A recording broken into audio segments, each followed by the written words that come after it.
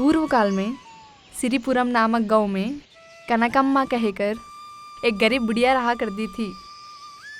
वहाँ रोज़ाना सुबह के समय में अट्टू नामक रोटी बनाकर गाँव वालों को बेचती रहती थी। बाकी समय में अड़ोस पड़ोस लोगों के काम में सहायता करती थी। ऐसे थोड़े बहुत पैसे कमाते हुए अपने जीवन का गुजारा करती थी। इस उम्र में इतनी मेहनत क्यों करती हो दादी माँ? नहीं करेंगे तो कैसे बेटा, मुझे बिठाकर कौन खिलाएगा। वैसे बेटा, ऐसे मेहनत करने से ही स्वास्थ्य अच्छा रहता है। दोपहर में जितने भी काम हो, शाम होते ही वहाँ अपने घर के चबूतरे पे बैठकर कहानियाँ बोलती थी। वहाँ बहुत से नीति की कथाएं, भक्ति की कहानियाँ, छोटे बड़ों के लिए अलग अलग कहानियाँ सुनाने में माहिर थी। वहाँ बुढ़िया के कहानियों से सबका मनोरंजन होता था। रास्ते से जाने वाले भी रुककर कहानी सुनकर जाते थे। तब एक बार उस गांव में उस वर्ष खेती अच्छी होने के कारण सभी लोग मिलकर उनके गांव की देवता का त्योहार मनाने का निर्णय लिए हैं। इसलिए उत्साह के साथ बैल बंडी बांधकर गांव के लोग सब जाते हैं, लेकिन कनकम्मा ने नहीं गई है।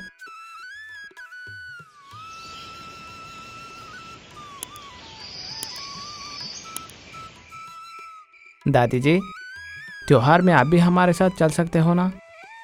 मुझे क्यों बेटा इतनी मुश्किल उठाना। यहीं से प्रार्थना करती हूँ, आप जाकर आना। तो देखिए, हमें सारा घूम कर आने के लिए कम से कम 3 दिन का समय लग सकता है। तब आप ही हमारे घरों की देखभाल करिएगा। ऐसे कहकर कनकम्मा के साथ दोनों बच्चों को छोड़कर जाता है। तभी उस रास्ते से गुजरने वाला एक चोर, जिसका नाम कटारी सोमन्ना है, कनकम्मा के घर में रोशनी देखकर वहीं छुप जाता है। कहानी सुनाने वाली कनकम्मा की बातें रुक रुक कर बोलने जैसे घर के अंदर से सुनाई देते हैं। इस तरह राजा जी के बगीचे में बहुत सी संपत्ति, देवी के मूर्ति के नीचे रहने वाली बात सिर्फ सेनापति ही जानता है और किसी को नहीं पता है। उसे चोरी करने के लिए बहुत से कोशिशें करते रहता है। अब वो क्या करेगा ये कल पता चलेगा। ऐसे कहकर कहानी को कल के लिए बढ़ा देती है और धीरे से कनकम्मा सो जाती है। दोनों बच्चे पहले ही सो जाते हैं। अरे वाह बुढ़िया, ये सब रहस्य इस बुढ़िया को कैसे पता? छोड़ो, इससे हमारा क्या काम है। अभी जाकर उस सारे खजाने को चुरा लेता हूँ। आज से मेरी दरिद्रता, गरीबी सब चले जाएगी। अब तो मुझे छोटी छोटी चोरियां करने की जरूरत नहीं होगी। ऐसे कहकर वह चोर वहां से चला जाता है।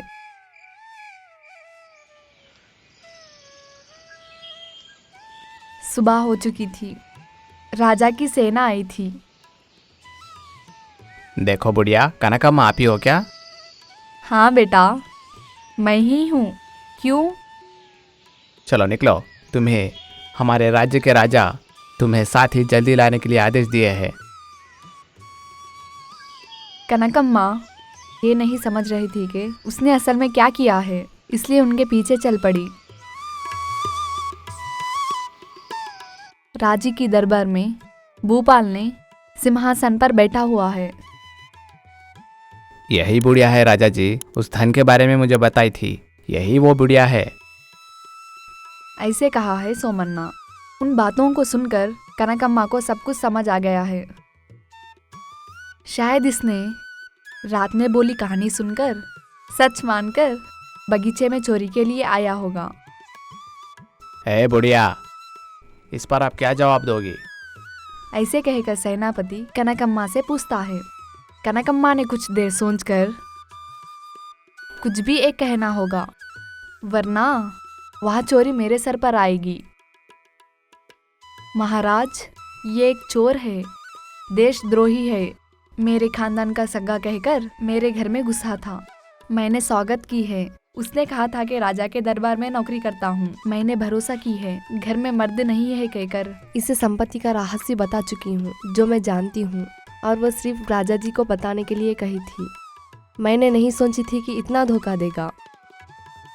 कई पीढ़ियों से आपके दरबार में विश्वास के साथ हमारा वंश था महाराज। ऐसे कहती है कनकम्मा। तब वहाँ चोर सोच में पड़ जाता है। उसे यही समझ में नहीं आया है कि बुढ़ियों ने झूठ बोलकर आखिर क्या करने जा रही थी।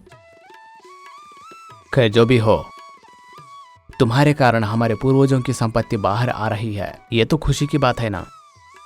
अब बताओ वो संपत्ति कहाँ है? ये रहस्य आपको कैसे पता? वो देखिए, मैं यह रहस्य सिर्फ आपको ही बताऊंगी प्रभु। इस कारण राजा जी को इस विषय को जानने की जिज्ञासा बढ़ गई है। अच्छा, चोरी करने वाले इस युवक को कैद करके अंदर डालिए। इस बुढ़िया से हम बाद में बात करेंगे। ऐसे कहकर राजा ने आदेश दी है। ऐसे ही एक दिन राजा ने बगीचे में टहल रहे थे, तभी उन्हें उस बुढ़िया की बात याद आई है। साथ ही सैनिकों को भेजकर कनकम्मा को बुलवाया है। तब उस संपत्ति के बारे में पूछता है और साथ ही कनकम्मा ने बात बताती है। उस समय आपके दादाजी के विक्रमा भूपाला के प्रशासन में हमारे दादाजी वीरप्पा नायडू एक सैनिक की तरह काम करते थे प्रभु। वो बहुत खूबसूरत थे और हिम्मत वाले भी थे, जबकि महारानी उनकी तारीफ भी किया करते थे। और हमारे दादाजी को आने जाने के लिए महारानी के महल में किसी भी तरह के शर्तें नहीं रखे गए हैं। वहाँ महारानी हमारे दादाजी को तोहफे देने पर उन्हें इनकार ना करते हुए स्वीकार किए हैं। एक साधारण से सैनिक के घर में इतनी संपत्ति होना अच्छा नहीं होगा कहकर वहाँ सारी संपत्ति को यहीं कहीं जमीन में छुपा दी है प्रभु। हिम्मत से कनकम्मा ने ऐसे कहा है। तब से राजा जी का दिमाग बौखला गया है। और रानी के महल के रहस्य आपको कैसे पता चलेंगे राजा? ऐसे बुढ़िया ने कहा है। अब राजा ने दूसरी बात नहीं कही है। तब राजा गंभीर सोच में पड़े हैं। उस जमाने की महारानी हमारी दादी एक साधारण से सैनिक को अंदर आने की इजाजत कैसे दी होगी? और तोहफे भी दिए हैं। इसे हम झूठ भी नहीं कह सकते हैं। या अगर इसके बारे में जानकारी लेने के लिए जबकि लोग कोई भी मौजूद नहीं है और बेकार की पूछताछ के कारण मरी हुई हमारी दादी के चरित्र पर दाग लगेगा, इस रहस्य को ऐसे ही गुप्त रखता हूँ। कहकर इसे उनके सारे वंश की बदनामी होगी। इस विषय के पूछताछ को रोकना ही बेहतर समझा है राजा जी ने। दूसरे दिन सभा में उस चोर के लिए सजा सुनवाकर जिसने उनके पूर्वजों की संपत्ति की खोज की है, उस बुढ़िया को तोहफे देकर भेजने के लिए राजा ने आज्ञा दी है।